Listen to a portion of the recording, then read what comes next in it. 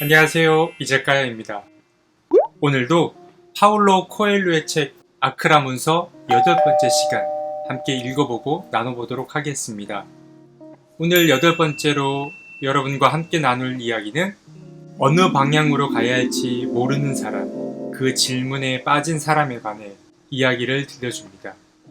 가끔 우리가 질문을 던질 때 그 답을 찾기 어려운 경우들이 종종 있습니다.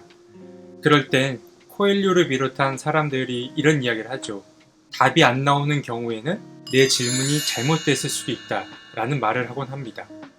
코엘료는 오늘 그 이야기를 전합니다.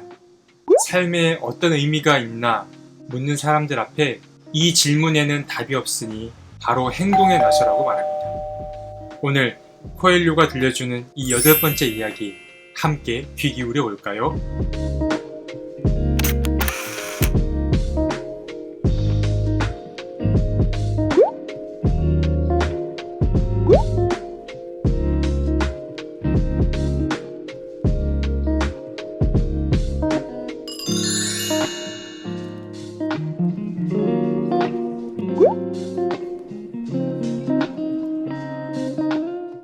그날 밤 이곳을 떠나야 하는 젊은이가 말했다. 어느 방향으로 가야 할지 확신이 서질 않습니다. 이에 그가 대답하였다. 태양과 마찬가지로 삶은 사방으로 그 빛을 뿌린다.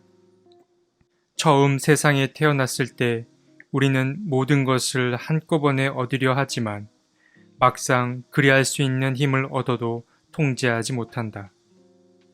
불을 피우고 싶으면 햇빛을 한 곳에 모아야 한다.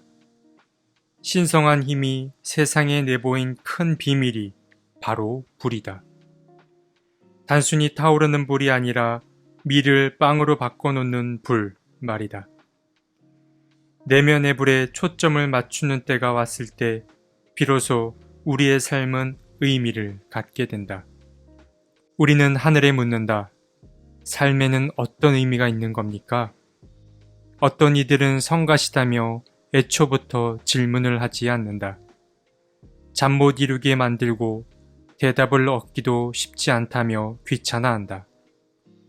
그들은 어제와 똑같은 모습으로 내일을 살아갈 발전 없는 사람들이다. 그들은 죽음이 찾아오면 비로소 말한다. 내 생명이 너무 짧았어요. 나는 내가 받은 축복을 낭비했습니다. 어떤 이들은 그 질문을 놓고 곰곰이 생각에 잠긴다. 답을 알 수 없어 같은 고민을 했던 사람들이 써놓은 글을 읽기 시작한다. 그러면서 옳다고 판단되는 나름의 답을 찾아낸다. 하지만 그들은 그 답의 노예가 되고 만다. 존재의 유일한 이유라고 믿게 된 바를 타인에게 강요하기 위해 규칙을 만들어낸다.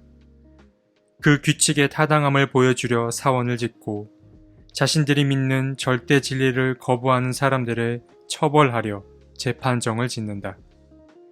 어떤 이들은 그 질문이 함정임을 단박에 알아챈다. 그 질문에 정답은 없다. 답 없는 질문을 붙들고 씨름하느라 시간을 낭비하느니 그들은 행동에 나선다. 어린 시절을 돌이켜보며 어른들의 조언과 상관없이 자신이 열정적으로 몰두했던 일을 찾아내 그 일에 일생을 바친다. 이는 열정이 신성한 불이기 때문이다. 그들은 자신들이 취한 행동이 인간의 지식이 미치지 않는 신비로운 자극과 관련되어 있음을 서서히 깨닫는다. 그들은 그 신비에 존경을 표하며 고개를 숙이고 지금 걷고 있는 미지의 길에서 벗어나지 않기를 바라며 기도한다. 애초에 그들은 가슴속에서 타오르는 열정의 불 때문에 그 길을 선택해 걷고 있었다. 그들은 가능하면 직감에 따르고 직감으로 안 될 때는 규율에 의지한다. 남들 눈에 그들은 미친 것 같다. 가끔은 정말 미친 사람처럼 행동하기도 한다. 그러나 그들은 미치지 않았다. 참된 사랑과 의지를 깨달았을 뿐이다. 참된 사랑과 의지는 어떤 목표를 추구해야 하며 어느 방향으로 나아가야 할지를 가르쳐준다. 의지는 수정처럼 맑고 사랑은 순수함으로 길을 걷는 그들의 발걸음은 단호하다. 의심이 생기고 슬픔이 느껴지는 순간에도 그들은 자신의 본분을 잊지 않는다. 나는 도구입니다. 당신의 뜻을 드러내는 도구로 계속 남게 해 주소서 라고 기도한다. 스스로 길을 택했다 해도 그들이 그 길의 목표를 알게 되는 것은 죽음과 마주하는 순간에 이르렀을 때다. 열정을 품고 삶의 신비를 존중하며 나아가는 사람은 아름답다. 그의 길도 아름다우며 그의 짐은 가볍다. 목표는 거창할 수도 소박할 수도 있고 먼 미래에나 실현될 수도 가까운 시일 내에 이뤄질 수도 있다. 다만 그 목표를 향해 가는 과정에서 그들은 늘 겸허하고 명예를 중시한다. 그들은 한 걸음 한 걸음의 의미를 알고 있으며 그렇게 되기까지 얼마나 고된 훈련을 받고 직감을 발휘했는지도 잘 알고 있다. 그들은 달성해야 할 목표뿐 아니라 주위에서 일어나는 모든 일에 관심을 기울인다. 그러다 보니 힘에 부쳐 길을 걷다 말고 멈춰서야 할 때도 자주 있다. 그럴 때면 사랑이 나타나 말한다. 넌 구체적인 목표가 있기 때문에 그것을 향해 길을 걷고 있다고 생각하겠지. 하지만 그렇지 않아. 넌 그 목표 자체를 사랑하기 때문에 앞으로 나아갈 수 있는 거야. 힘들면 좀 쉬더라도 최대한 빨리 일어나 다시 걸어. 내 목표가 널 발견하고 너에게 달려올 테니까. 그 질문을 무시하는 사람, 그 질문에 답하는 사람, 그 질문에 직면하는 유일한 방법이 행동에 나서는 것임을 아는 사람 모두가 같은 난관에 부딪히고 나름의 행복을 찾는다.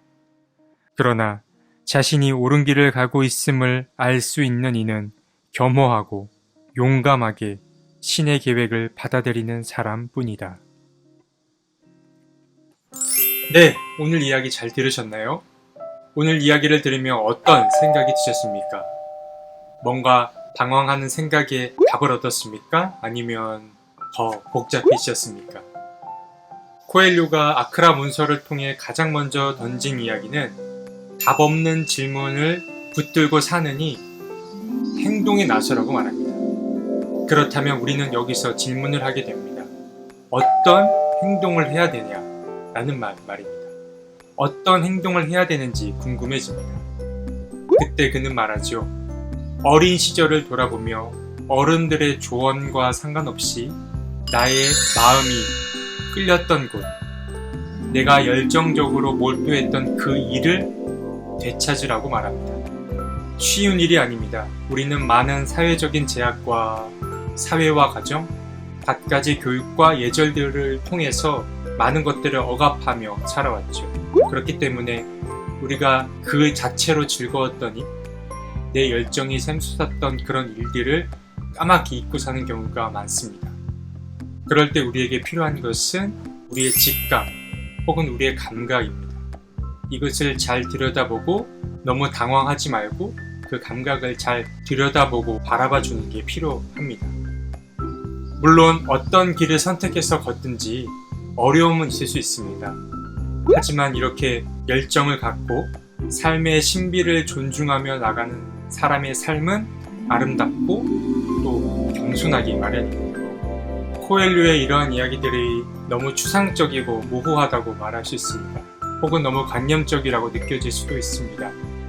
하지만 모든 질문의 답은 우리 각자가 내려야 하는 것이기에 구체적인 답을 내려주는 책들보다는 때론 이렇게 추상적이고 관념적인 이야기들이 우리를 더 넓고 광대한 삶의 길로 인도할 수 있는 겁니다. 여러분, 삶에 어떤 의미가 있냐고요? 내가 어떤 의미를 부여하느냐에 따라 그 삶의 의미는 달라지기 마련입니다. 여러분, 다음 시간에 사랑, 여러분들이 좋아할 만한 그 사랑에 관련된 이야기를 함께 나눠보도록 하겠습니다. 그럼 다음 시간에 뵙겠습니다. 안녕.